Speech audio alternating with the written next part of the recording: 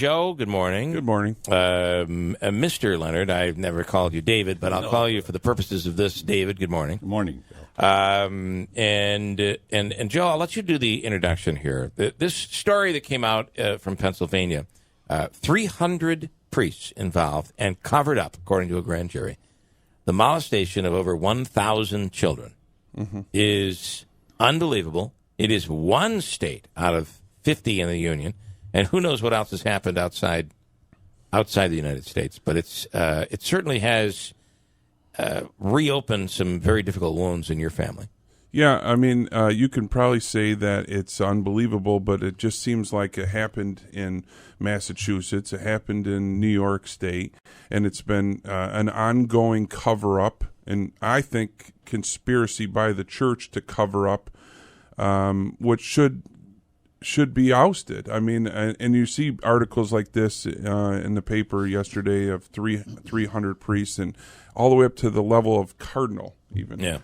And And to the point that the Vatican, no comment yesterday. Right. And yeah, it's hard to believe. It just amazes me that the Catholic Church continues to allow the cover up, whether it's local or whether it's in a different state, and yeah, it hits home only because, my father was involved with the Stigmatine Fathers in Massachusetts and covered up for years and still being pushed under the rug,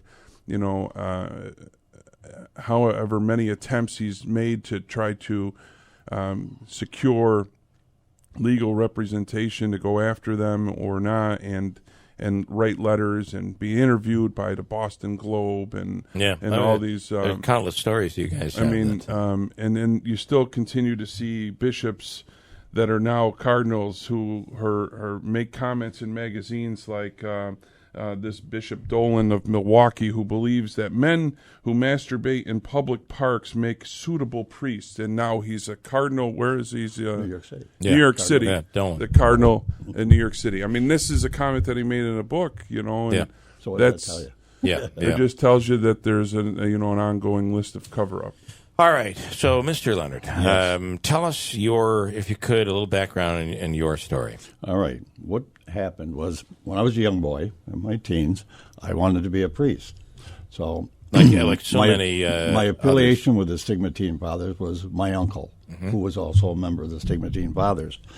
So, at the age of from 1953 to 1958, I went to a boys' camp up in the Berkshires run by the Stigmatine Fathers, just for boys. Yeah.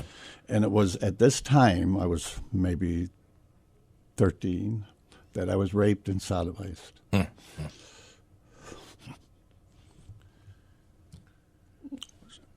And they covered up immediately. First thing, I went to a priest. He says, here's what you do. Don't say a word. Silence. Don't call the police. We don't do anything. So they took this priest and they sent him back to Italy or wherever and defrocked him. So they told me. Several years later, I entered the seminary, and I was told by this priest that raped me, if you say anything, my friends are going to get you. You pay for this. Well, I paid for it. Because when I get to seminary, I was molested and sodomized by the priest. And then I was made to kneel down, put my hand on the Bible, and swear, never did this ever happen, because here's what the results would be. No one would believe you over the priest and the church, because you did this to my brothers in Christ. This is what they told me. Now, I have gone to the Boston Globe publicly. I had an attorney. We've done everything. The only thing that prevented any punishment was the statute of limitations. It prevented the church from being found guilty or punishing these pedophile priests, and it allowed them to continue, even after my experience. How many more victims? They just moved them around, Bill. I know. They just took them from and transferred them here to we had New some Hartford, New York. Yeah. We had a novitiate up here in Waterville called Our Lady of Angels. They transferred my second predator right here to. You're kidding me. And then he does his dirty deeds here in the Utica area. Yeah. How did you when you saw that he was here? How did you react to that?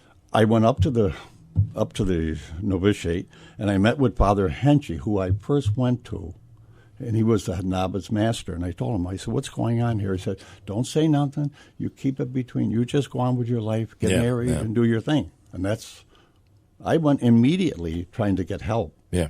And within the statute of limitations. It didn't do any good. Mm-hmm. They still covered it up. Within the statute of limitations. Yep, they still covered it up. Now I'm... Well, certainly when you were 13 years old, you were, and they covered it up. Of course. And now I think these individuals obstructed justice.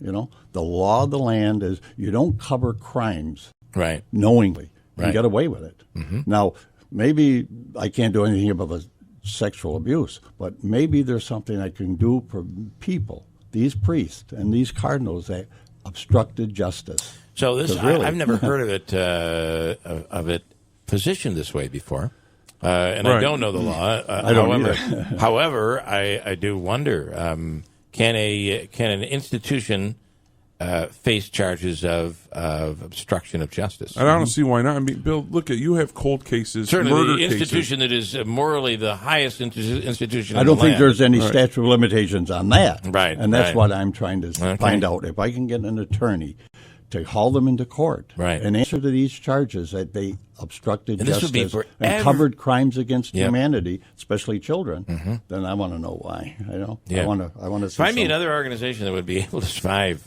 all of this. And by the way, it continues. Yeah. Here we are in 2018, and the story is resurfacing again with another 1,000 kids that have been 300 priests. And you're dealing with the organization, a Roman Catholic Church of the United States that has so much power and money behind them that they could well afford to do this. Here's a story that was sent to me at the Buffalo News. New York's Catholic bishops ramp up lobbying against Child Victims Act. The state's Catholic Conference spent $1.8, and this is what we're talking about, spent $1.8 million over 6 years lobbying Albany to, among other things, derail a bill to make it easier for sex abuse victims to sue. The Democrat-led state assembly approved the Child Victim Act last week, and this story is from May of this year. It was approved back in May, but its prospects for passage in the Republican-led Senate are less likely, and it didn't pass. We had gone to Albany, my wife and I, to lobby to have the statute of limitations removed. Our biggest foe, the biggest lobbyist, holding the statute of limitations was Catholic Charities. So that tells you where the money is and who's fighting against us. Our own church is against us to cover up for these terrible crimes committed by these priests. That are still covered up and it continues coming. to this very day. It's happening today. How do you feel about your faith? What has this done to your faith? You know what? I was indoctrinated in the Roman Catholic Church, brought my children, reared them up in that. Whoever practices it now, Joey still does. I personally, I don't believe in the power of the Roman Catholic Church any longer. I believe in God. I believe the power of God. And I do believe that there's so many called to the priesthood in the Roman Catholic Church by man for their own personal agenda, money and power and wealth and lust or whatever agenda they have to serve themselves. But I still do believe in God. The church, no, I have no faith in the church. I've met with the Voice of the Faithful. I spoke at some of their meetings, and I had some great support from Catholics in the laity. I've had some great support, and I've also had a lot of anger and hate directed at us because we were told to let it go, stop it. How did the nuns? How did they react? I had one nun we were involved with in Little Falls with John Bertolucci, who was also defrocked for his pedophile. And this one nun that I was involved with was a Franciscan out of New York City. She was caught up in the same thing. She was caught up within the church. So protecting the church. Protecting the church. To any means possible to keep it quiet. To get it over with, don't say nothing to anybody. That was their purpose. That's their agenda. And it still is today. It still is today. Joe? I think that, you have, like I was telling you the other day, you have all these murder cases, cold cases, and they continue to search and search for the person that committed the crime. After 25 years, they find enough evidence, and they actually take these people and they're trying them. There's no statute of limitations on murder, but I mean, there's the abuse. No, it's murdering your soul. It's just murdering your. It destroys the soul. Evil has one agenda, and that's to destroy innocence. Yeah, the human being's soul, the soul. And then we have Cardinal Wuerl on television questioned. He allegedly covered up, and he says, and he chuckles, and he says, "Oh, that's totally, totally false. I would never do it." Lies. Yeah. They deal in lies, they lie, and they are called the people of the lie. These are actually evil people covering up for evil. David Leonard is Joe's dad, and a pretty brave thing to come forward. You've certainly done it before, and outside the area, and in Boston and Massachusetts where this had happened. So how has this affected, do you believe, the damage that this has done to you, to your family over the years? Over the years, I have been taken away from the kids. I've been mentally, spiritually, emotionally, and financially burdened and broken because of the effect of this. Yeah. I've ended up in mental hospitals under therapy, countless therapy, shock therapies, everything. I met with Cardinal Sean O'Malley twice, 2004, 2005. He gave me his word. He said, "David, I promise you we will take care of everything. We'll pay for all your therapy." The door's shut and hit me in the ass. That was it. That was the end of it. You would think that they would want to do everything they could to do the right thing to prevent a day like today, or a day like the time you did the interview with the Boston Globe. What it is now, the voices of the victims are now being heard. They didn't want that, and for years, the statute protected it. But now there's something new. They found a voice, and people are speaking up. The young people. You know what's crazy too, Bill? Is there's another article I gave you. And it's not that it's a monetary. Are you a Catholic? I go to St. John's Church. Okay. I was an altar boy growing up. I went to Catholic school because my parents put me in a Catholic school, whether it was St. Mary's in Frankfurt, Annunciation in Ilion, Yeah. So, I mean, it's just what I've known.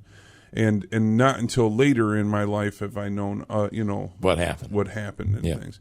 But it just seems to be crazy that they have an article where they talk about, well, we gave this person a heavy cash award. And yet another person that's still the same kind of victim gets a bus passes and maybe some food stamps. Yeah. It's not even that there's any monetary that anybody's looking for. It's just justice. It's just outing everybody. But to do this, you obviously see the ramifications on the church. 300 priests. Yeah. And just the Pennsylvania area alone. Well, what is just so egregious of this whole thing is that I thought we were past it. Right? The still going exposed and internal investigation, et cetera, et cetera, et cetera. And now we find, now if this is going on in Pennsylvania, where else has this been covered up? Everywhere. Out of 12 professors that I had in the seminary, 12 professors, all 12 were pedophiles. Wow. All 12 were pedophiles. And the interesting part of that, when you think about it, is that it's a place where you could go and... A safe haven. It's a safe haven, and here's why. Because if you were to do an act, a horrific act on a child outside of the priesthood, well, you're going to prison. Of course. Which, by the way, I don't think long enough. To be honest with you. No. Agreed. But when you do it within, it's almost, they're treated differently. It's like the horrible act is different when it's done from within the confines of the church. Why is it we accept that? We shouldn't. Yeah. We shouldn't accept it. Yeah. I had one time gone down to, we had a laundry. I'd gone down into the laundry with some linen. And when I went into the laundry, everything was quiet, lights were on. But in the back of the laundry stood a priest with his clothes off, making one of the seminarians do oral sex on him. And that's right in the monastery, right in there. This is what was going on all the time. It was like, who went to bed with this one? Who went to bed with that one? Who had that one? And one of my classmates made a remark, and he said it was like a hunting lodge.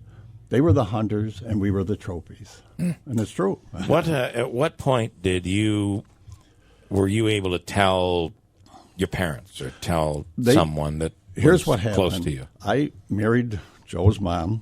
So you didn't say anything for... No one knew. My parents, no one knew, because they made me promise never to reveal it, Right. which I didn't do. Mm-hmm. After I was married, I started having flashbacks, and I was experiencing mental problems. And that's when it came out. I was in St. Elizabeth's Hospital undergoing shock therapy. And my psychiatrist told my mother, did you know your son was molested? Did you know your husband was sexually abused? And they says no. It came out during the shock therapy when I had a break with reality. And that's how it came out. And it was through the mental illness and the emotional damage it did to me that the truth started coming out. Yeah. And it took years to even talk about it, even to this point now. Right. I still have those feelings. And it's difficult. And I want to say I'm so sorry to the victims of sexual abuse because I know that pain and suffering. I want to ask you about that. When you're listening to the radio or watching TV and some idiot like me comes out, which I never have, by the way, on this topic, but I'm sure I say stupid stuff all the time. Well, why do they wait so long? You know, it seems fishy to me that now you're just coming out with it. What took you so long?